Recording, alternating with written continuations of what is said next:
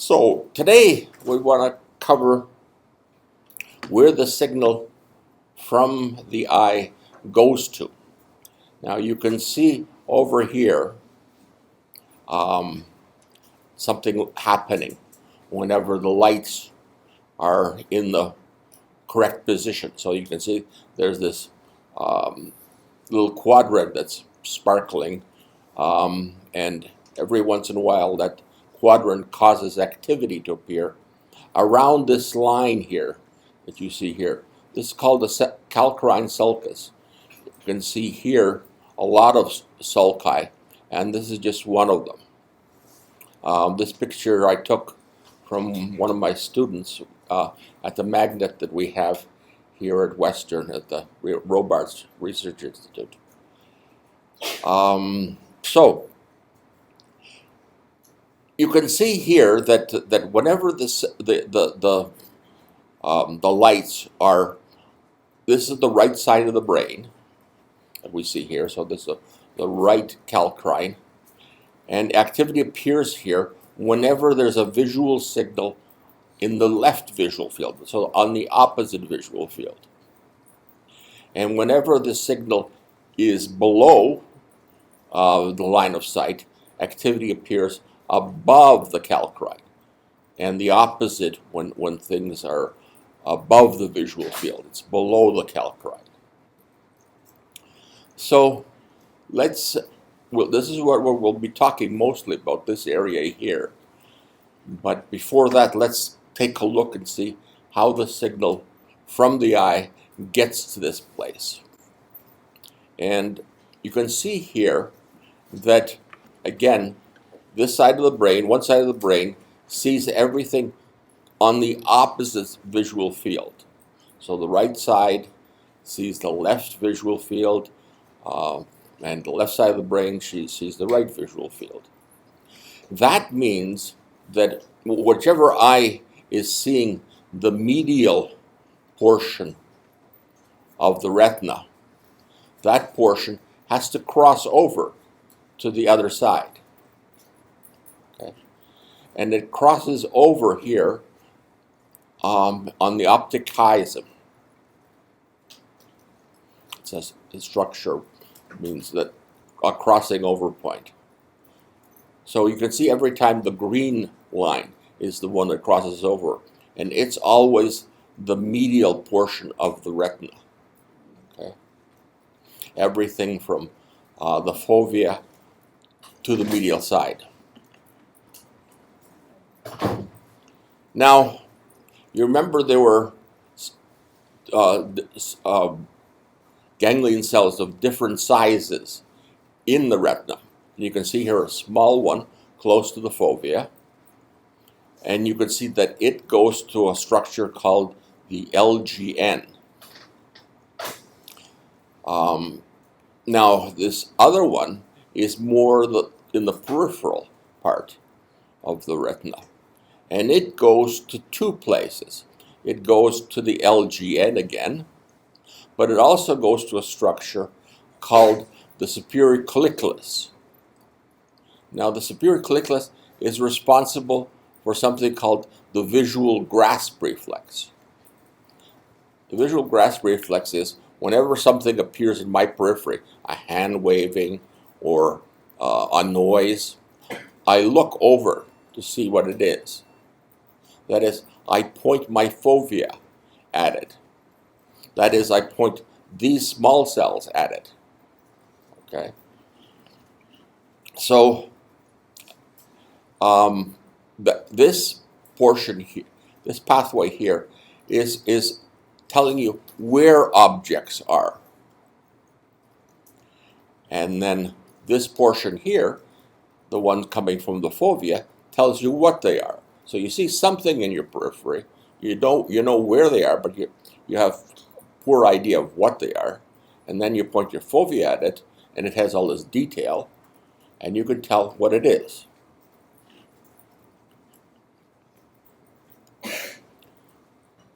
Now, you can see that in the LGN, the lateral geniculate nucleus, that's part of the thalamus, that it keeps the two eyes separate still.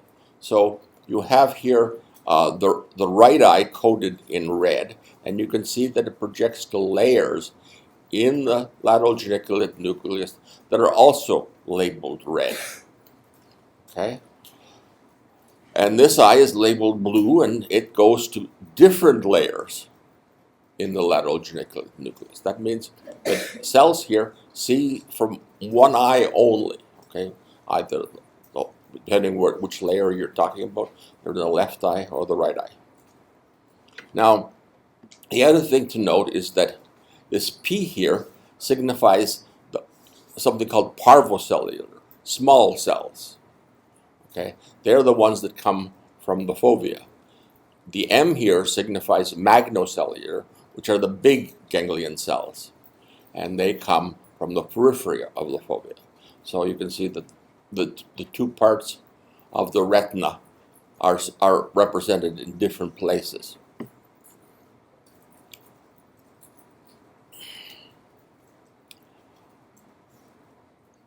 Now, how does it correct? How does the cell here in the retina know to connect to this part of the LGN? Well, the cells during development produce axons, and they grow to the correct layer. And what happens is, first of all, a chemical gradient gets formed that denotes different places in your eye socket. And that gradient is then established, the same gradient is established in the retina itself. Okay? So that you can think of it as a chemical smell that cells can detect. Then when the ganglion cells get formed, they take on the identity of whatever location they came from. Okay, so this one over here has a green scent, and this one over here has a blue scent. That's important because then they know where to project to. So the superior colliculus also develops this gradient. And first of all, cells from the medial side of the retina, they're the ones that they know that they have to cross over. So they cross over the optic chiasm and go to the opposite superior colliculus. Whereas later on, cells from the lateral side form axons, and they go to the ipsilateral lateral geniculate nucleus. So it's this scent that guides them exactly to the right place. It's a chemical gradient. And the same sort of process guides all kinds of cells to their proper location. You can imagine that as these cells develop in the fetus stage, they have to go someplace, connect onto different things. And there's all these chemical gradients that are guiding them to their correct location. Now, why do we have so many layers? Well, we know that, you can imagine you've got a left eye and right eye, so they can have two layers, and maybe parvocellular, magnocellular, some more layers. But that's still a couple more than we can't account for. So we don't know why we have this many layers. There's lots of things left for you guys to figure out. The other thing that we don't know about is that most of the input to the lateral geniculate nucleus isn't from the eye. It's coming back from the cortex. So that's telling these neurons something about what they should send to the cortex. And that we don't know yet. The other thing is that the receptive fields of these cells are much the same as we've seen in the retina itself, the ganglion cells we studied. So those center surround types. So they haven't changed. And so again, why have this connection? But so these are questions that we still don't know, but understanding what the answers are is important because, again, this is the lateral geniculate nucleus, which is part of the thalamus. And the thalamus is a structure that involves all your senses. So all your senses, the touch, whatnot, have to pass through the thalamus to get to the cortex. And so it does something really important, and that whatever that really important is yet, we don't know. Okay, so where does the LGN project to? Well, we saw that it went to a place near the calcarine. So this line here is the calcarine, and you can see it from the medial side of the brain. That is, if you take the brain and you cut it in half and you separate the two, from the inside, the medial side, you can see the calcarine. From the outside, the lateral side, you don't see much of this V1 area, the primary sensory cortex. Most of it is hidden back here. The other thing to note is that you might find that this V1, the primary cortex, primary visual cortex, also has the name of area 17, and also has the name of the striate cortex. So in different books, they're given different names. Okay, that's another picture we took. We took this picture of the cortex, and we inflated. So you can imagine we take a picture of the cortex and make but through computer software, we've fit a skin over the gray matter, and then we take what you could imagine is air and puff this cortex is all nicely folded up into a smoother structure. So now V1 is unfolded. So this normally is tucked into this deep valley, but now this valley is unfolded, and we can look into it. And you can see here the visual field. Again, this is the left side, and so this is the right visual field that does things to it. And what you can see that things over here light up things at the front of this calcarine, towards the eye, okay? The anterior part of this calcarine. And this is above the visual field, so it lights things up below the calcarine. Similarly, here we light up below the visual field, you light up above the calcarine. And then over here, the same thing happens, but now we're in the fovea, the close to the fovea, is represented here towards the back or more posterior part of your cortex.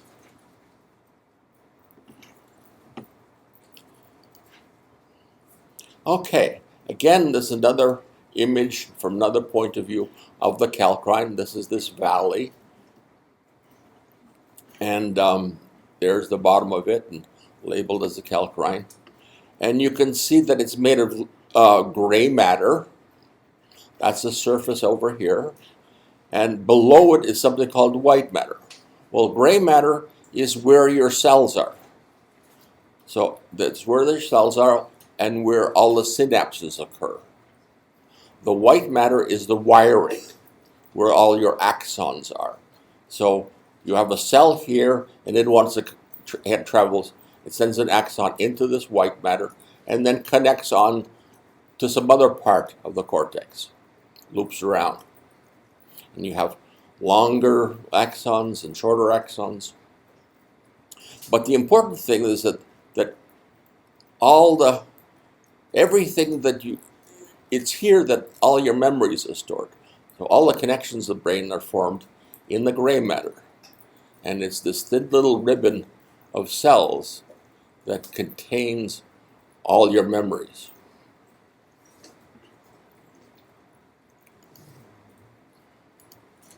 Now, if you look at it in higher magnification, you find out that this gray matter is formed of different layers. They're given different names.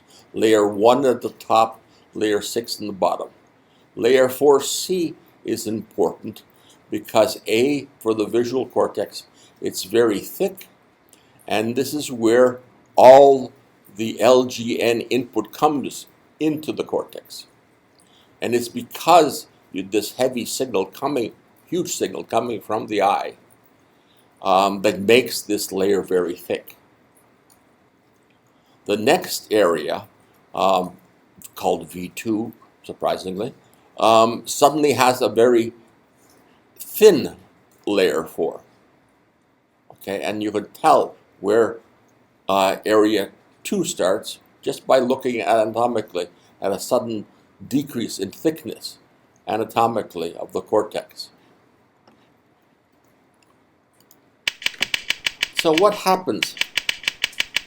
Well, you can see a little dot here moving back and forth across the visual field of these cells. And it operates much like the ganglion cell that we talked about in the eye and the retina. And the LGN cell has a similar receptive field, and the cells in layer 4C also have the same receptive fields. Now, that signal from layer 4C goes to simple cells, and they're different. You can see that the firing rate here goes faster and slower. Slower, faster. This cell here likes a line that's horizontal. I fixed that yesterday, but somehow it's still the old one that's playing. Okay, this line's supposed to rotate. And when it rotates to the vertical, it gets quieter, and when it rotates to the horizontal, it becomes louder, or not louder, but more frequent. Okay. Next, we've got something called complex cells. Now, again, they're like the simple cells in that they like lines of a particular orientation. So this cell here liked, again, a horizontal line. If it was a vertical line, it wouldn't be firing. Plus, but now it likes it over a much wider area than that simple cell. And some of these cells are sensitive to the movement itself. So they fire faster when things are moving than when things are stationary. So the fact that it is sensitive over a large area gives it this positional invariance. So it's tuning for a particular thing, a horizontal line of a particular orientation, but it can be over a larger part of the visual field. So how do these cells get formed? Well, you can imagine there's your retina, and you've got these ganglion cells on it, and there's their receptive fields. And you have 3 ganglion cells, and they project to 3 LGN cells, and they in turn project to 3 layer 4C cells, and all these get combined in this simple cell. The simple cell's receptive field is this elongated thing. Okay? So combining these 3 receptive fields gives you this elongated receptive field tuned to this particular horizontal orientation because these 3 cells were horizontal relative to each other. To get your complex cell, well, you simply take, again, receptive fields of simple cells that are located here, here, and here, and combine them into a complex cell. So now you can put a line over this larger area. Again, it'll be sensitive to horizontal lines because you're combining horizontal receptive fields and giving you a cell that's sensitive to horizontal lines over a wider area. Now they get a little bit even more complex, and that these are called hypercomplex cells or end-stop cells. You can see this cell here varies. You've got this short line, this longer line still. Again, the firing frequency isn't too clear, but this cell fires best for a line of this duration, less for a shorter line, and less for a longer line. So the optimal is this. Other ones want the receptive field to end within the receptive field. Okay, so this line here doesn't fire, but when this enters the receptive field and stops there, the cell begins to fire. And in some ways, that's why they're called end-stop cells. That's what they're sensitive to. Now, yes. Are they sold a particular orientation? Yes. Okay. Yes. So again, there would be horizontal or vertical. You've got one group that's horizontal, another group that's vertical, and everything in between. For single cells, it makes a great sense that when you put different circuits together in one horizontal line, and that's great. So it's horizontal line, but when you put different single cells together, the image we saw was like vertical. Wasn't it a vertical line? And so it's not sensitive to a vertical. Oh, the first one I showed you, yes, it was sensitive to a vertical. No, it was a horizontal line, yeah. The complex cell was vertical. No, it was combining the receptive field. If I go back,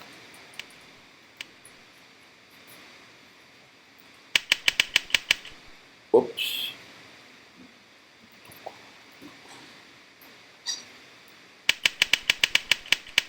Okay, so that's simple. That's complicated. This is the figure. Your next one. This one? Not really. Each one of these each one of these receptive fields are tuned to a horizontal line. Okay, so only a horizontal line here will fire this cell, and only a horizontal line here will fire this cell. So the combination of them, even though it looks longer vertically, is all tuned to horizontal lines. Okay.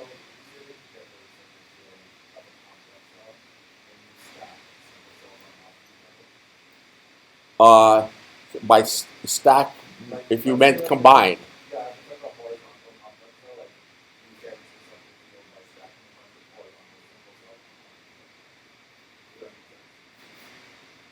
If by stacking you mean connect them onto each other, yes, it does make sense. Okay. Yes, another question.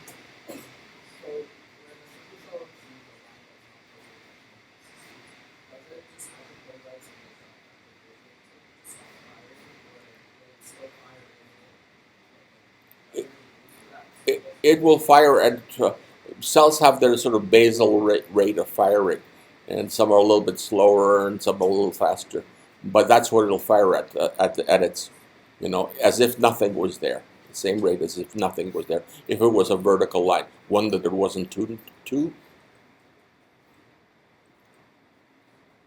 Okay.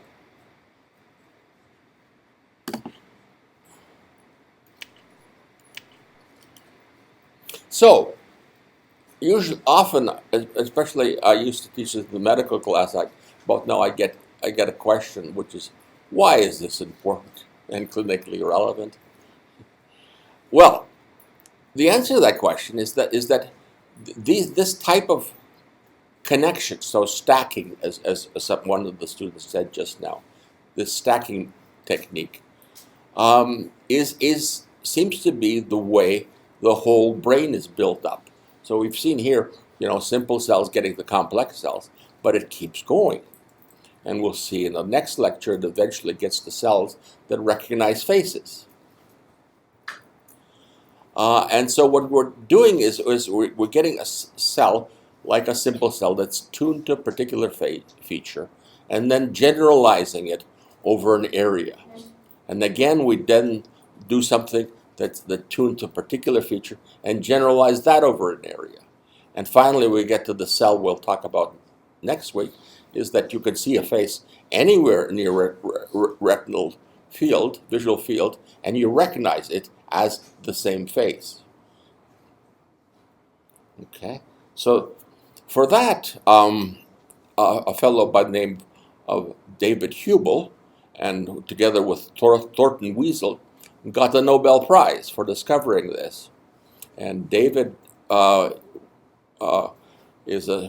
he grew up in Windsor and went to McGill University.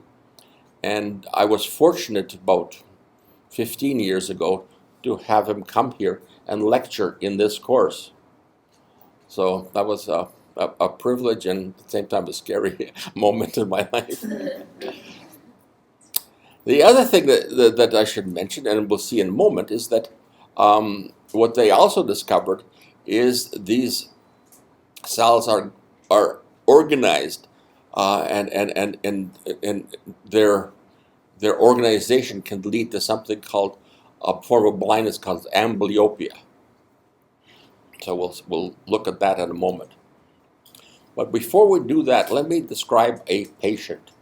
So this patient has a scotoma somewhere in his retina, and when he sees a face, okay, and he looks at it so that that face lies in his scotoma, the face disappears, but if behind the face there are vertical lines, those vertical lines are still visible to the patient.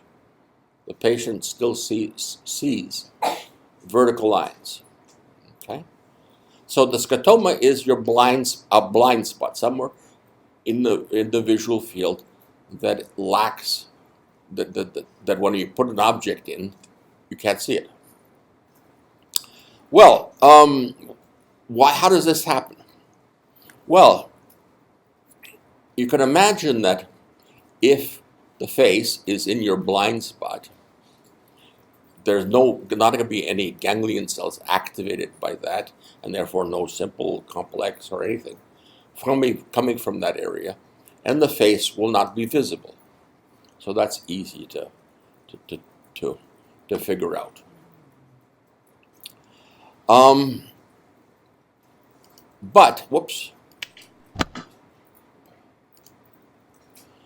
But what happens is that if there's a simple cell that's looking, or an end-stop cell that's looking at this part of the visual field, okay, it's going to fire.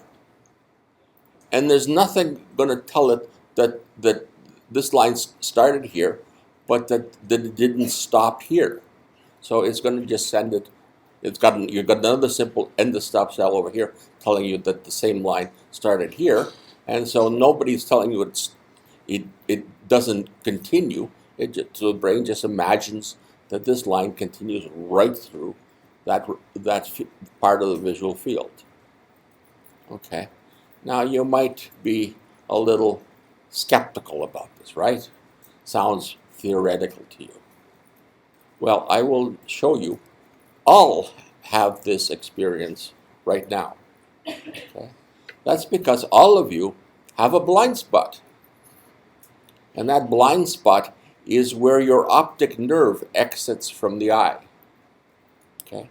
And none of you are aware of it. Okay? So let's go through a little bit and see if we can become aware of it. What I'd like you to do is if you have this on a piece of paper, to stare at this piece of paper at the X, close your left eye, that is, look at it just with one eye, and move the piece of paper farther or away from it, or do this with your computer screen. You should get to a distance where this dot is placed in your optic blind spot, and it disappears. It's just gone, right? Just suddenly disappears. Well, let's try a few more things. Once you got it, you can do this at home and try it out. But you can do more things with it. You can try this line here with a break in it. You can clearly see there's a break in it. But when that break appears in your blind spot, there's no break. Okay? And next, you can put this face in your blind spot, and you can make that face disappear, but those lines will still be there.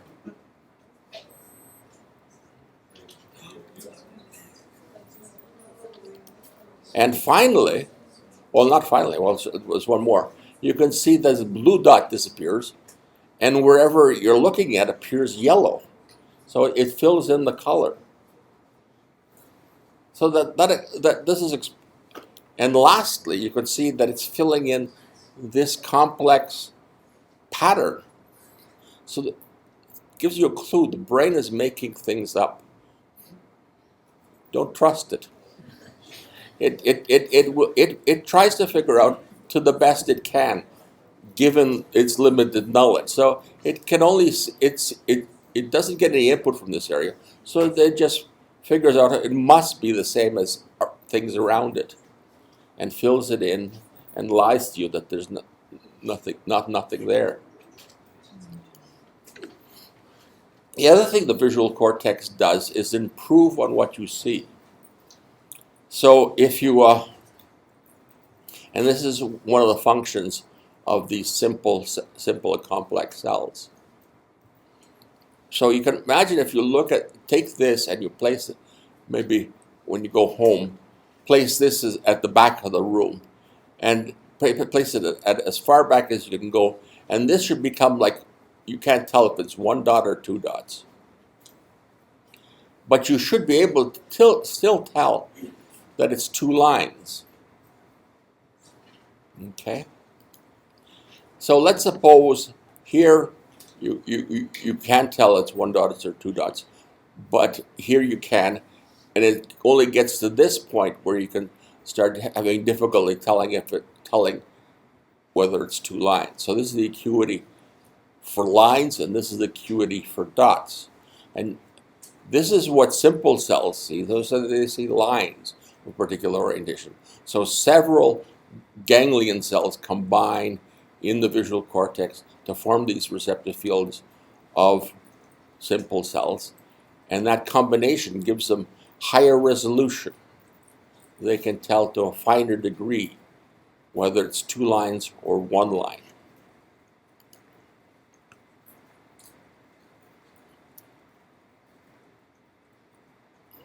So the cortex improves on what your acuity is, and this is called hyperacuity. And clinical charts are made up of letters, and those letters use the power of all these simple cells to construct the letters, and so they're using the visual charts test not only your eye's ability to see, but your cortex ability to tune things. Okay. Now the other thing that's interesting, another interesting thing happens when the lateral geniculate nucleus projects to the simple cells, or the cortical cells in general, V1. In comparison, there's relatively few LGN cells compared to many, many, many cells in the visual cortex. And you can imagine this is what happens is that these cells combine in different ways. So for example, this cell A combines with cells around it to be able to recognize a horizontal line, a vertical line, or an oblique line. In actual fact, it's much finer than that. you can imagine with even 15 degrees, you'd have 36 cells representing the visual cortex. But you have much finer than that.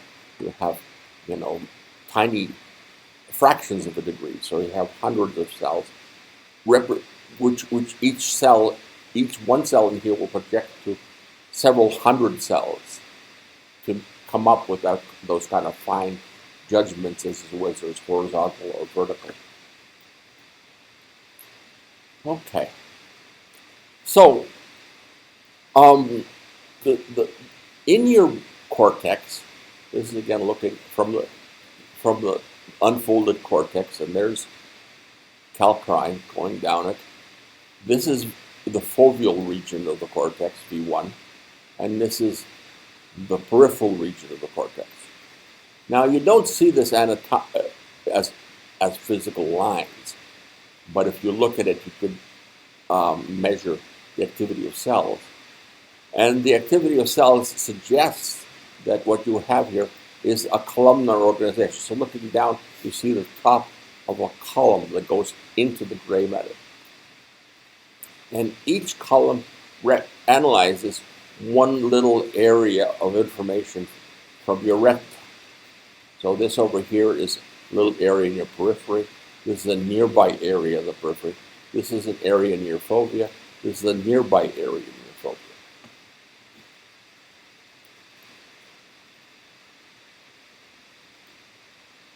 Now, this image here is distorted, okay? And distortion starts in the ganglion cells that come off the retina. Remember, there's many more ganglion cells coming off from the foveal regions of the retina than there is from the peripheral regions of the retina. And as a result, when the retina sees this, the cortex finally puts it together and sees this. So, this will be the foveal region. This foveal region now is expanded, and that's denoted here by this huge nose.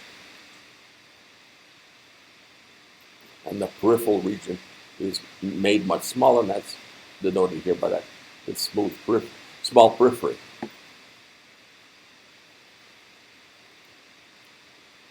If we look again at the structure into the gray matter, remember we saw layers 4C in the middle and 1 and 6 in between. We see different cells in different places. Again, this is the input coming in to this column. Left eye, right eye, still separate places. And above and below layer 4C, we see this simple and complex cells that we talked about. So here in layer 4C, circular surround receptive fields. Above and below, we see these elongated receptive fields or wide receptive fields of complex cells.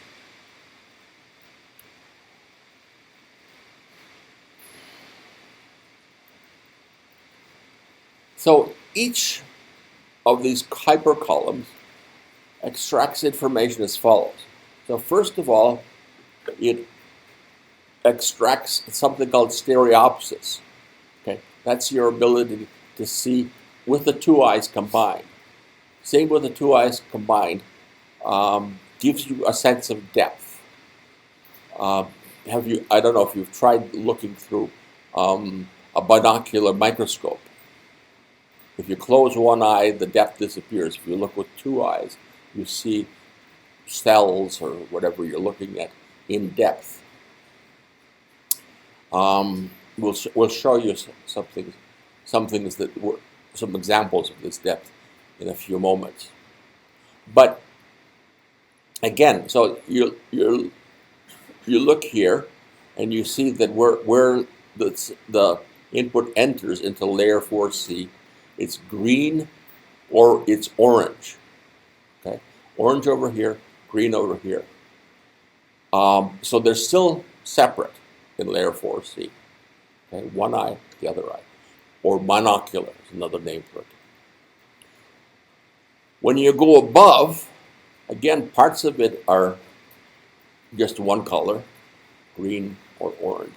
But over here, between these two columns, you can see a different color, and that indicates where the two cells that receive information from both eyes. They're the cells that are binocular, and they're the cells that give you the sense of depth. The other thing that these columns contain is these double opponent cells that we talked about last week. Right in the middle of each these columns, there's something called a blob. Okay, and the only reason they call it a blob is because that's what it looked like in the slides. Sort of a circular thing that goes down through the column. And here we find these cells, double opponent cells, the ones we showed last week, that see color. Now, around these blobs, you have these what are called pinwheels, little spokes. And within each spoke, you have a simple or complex cell of a particular orientation. An adjacent spoke will represent lines of a nearby orientation until you go all the way around to 180 degrees. Okay, kind of a marvelous little structure, I think.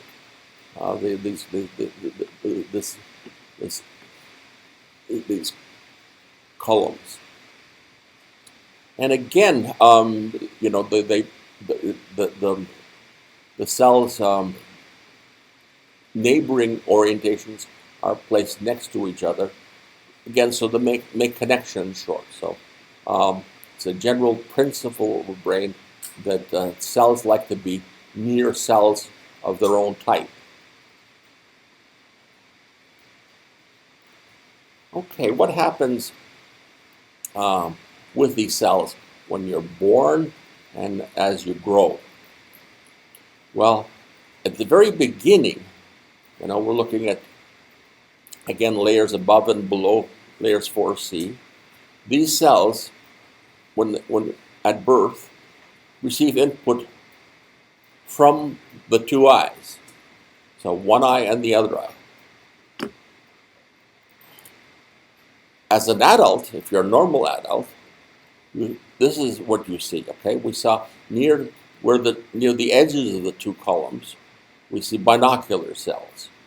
Far away from these edges, we see just monocular cells. Now, if for some reason at birth one of your eyes isn't as good as the other, let's say there's a cataract in front of one eye, then the other eye takes over that representation of cortex. So you can imagine the lateral geniculate nucleus coming in, and there's the left eye and the right eye, and they're both fighting for representation. And if nothing is done, and this is left for about a year, and just later in life, the problem is fixed. So let's say it's a cataract. For the first year of life, nothing is done. At age 6, the cataract is fixed. The child will remain blind. So even though the input is put back, this plasticity is permanent. It will not retract.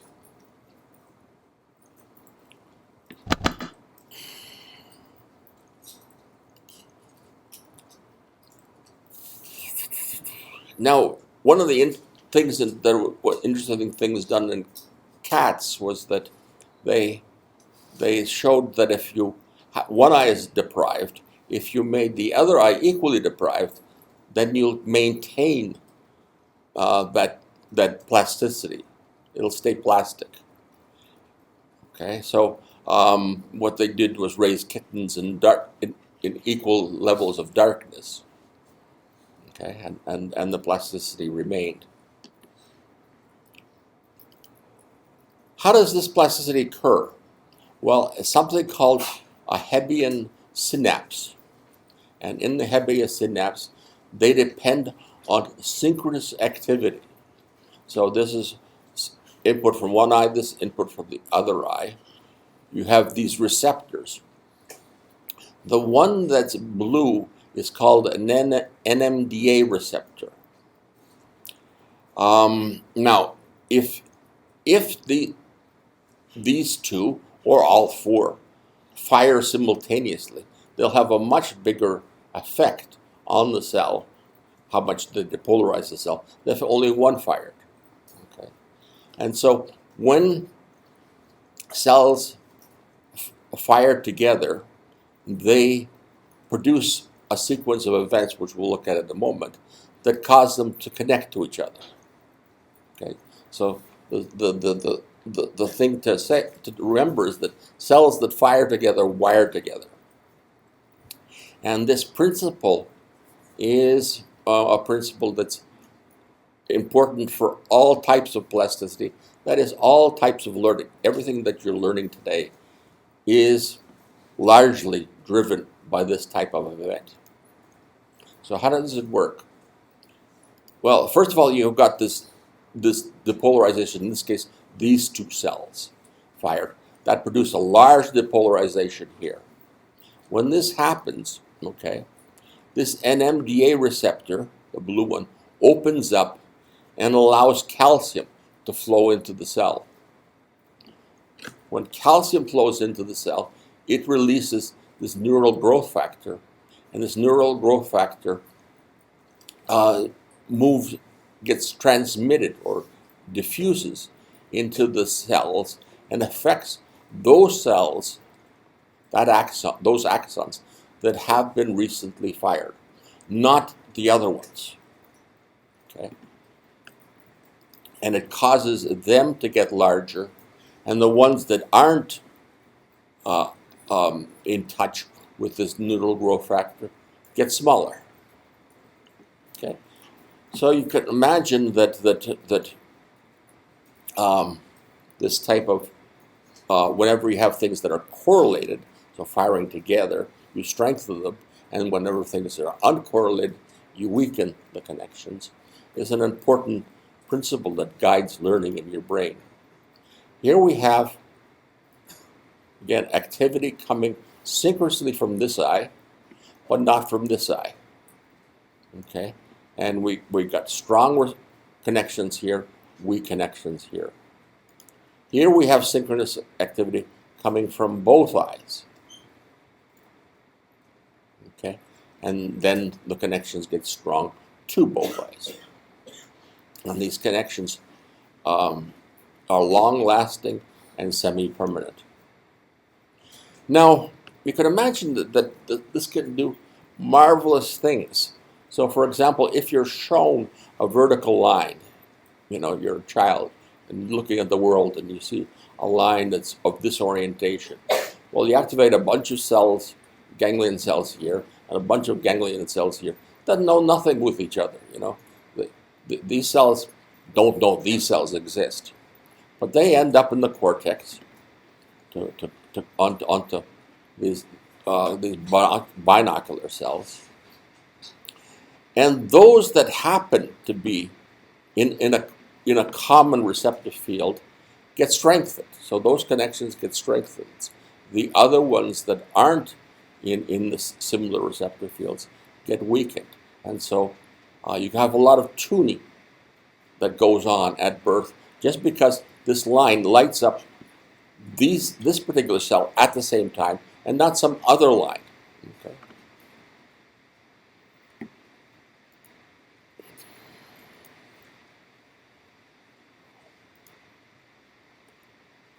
Now, you can imagine that if that happens when both eyes are looking at the same thing. But sometimes at birth, both eyes aren't looking at the same thing, or even later in life. One eye will be looking over here, and the other eye will be looking way over here. And that's called strabismus, or diplopia.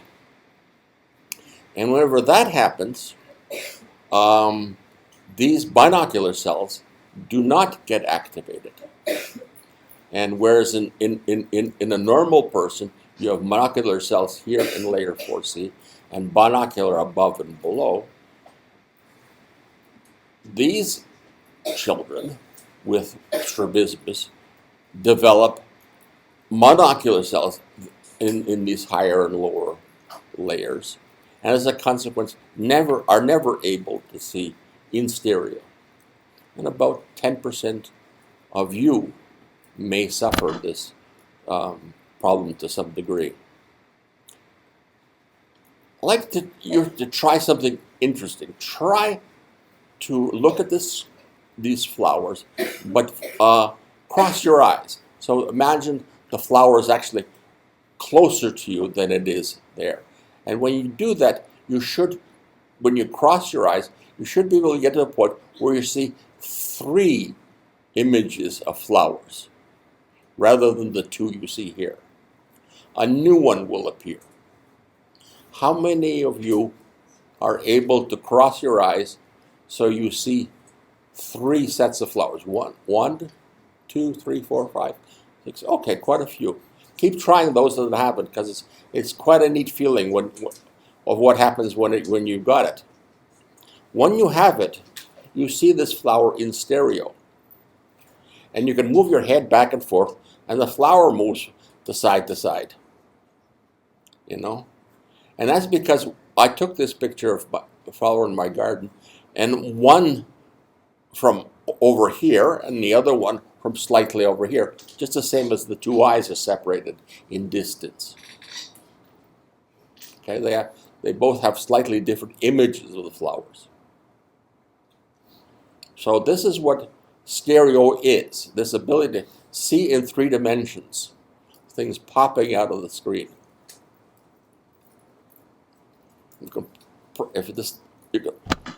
For some, you might try at home switching it. This is switching the 2 flowers the opposite way. And for some people, it's easier when you switch it. Okay. So, and the same thing should happen here. Try crossing here. And you should see not these lines moving from side to side, but this bar moving in and out of the screen. It's rocking back and forth. You should see this part here going in and out, this part here in and out, and it's rocking at this point.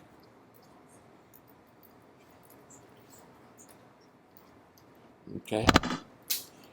Now, the reason this is happening is that you get disparity. And you've got this disparity here, so red over here, blue over here. You've got no disparity here, and you've got a different disparity, the opposite disparity over here. So it is this disparity. It's a difference between what the signal from one eye is compared to the other eye that these cells in your cortex measure.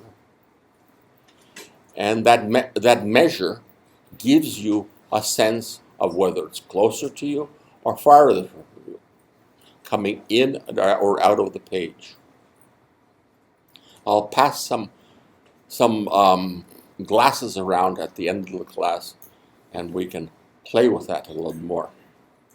But let's suppose here you can see different disparities. Okay, this dot, you're looking right here, and as this dot moves closer or farther, you get different disparities on each eye. So this is where it's seen by the left eye. This is seen by the right eye. This is, imagine the 2 combining in the cortex. So there's a difference between the 2 eyes. And let's see what the disparity is of this particular. So we've got all these cells in the visual cortex that are sensitive, that binocularly driven with different disparities. So there's one, and what does this guy like? Well, he's firing a little bit, still a little bit, as we change the disparity. We change the disparity more. Now it starts liking it, so an increase in firing rate. And there's even a bigger increase in firing rate, and then a decrease. So this cell prefers this particular disparity. Less this and less that, okay? And you can imagine that the other cells that are tuned for these other disparities. And whichever one lights up will tell your brain where this object is. Is it closer to you? Is it closer to the screen or farther from the screen? So, in summary then, the eye flips the image of the world, and the retina distorts it so that the fovea is given a bigger representation than the other parts. The two eyes, the signal from the two eyes are combined, as you see here, in the visual cortex, and this allows you to compute depth.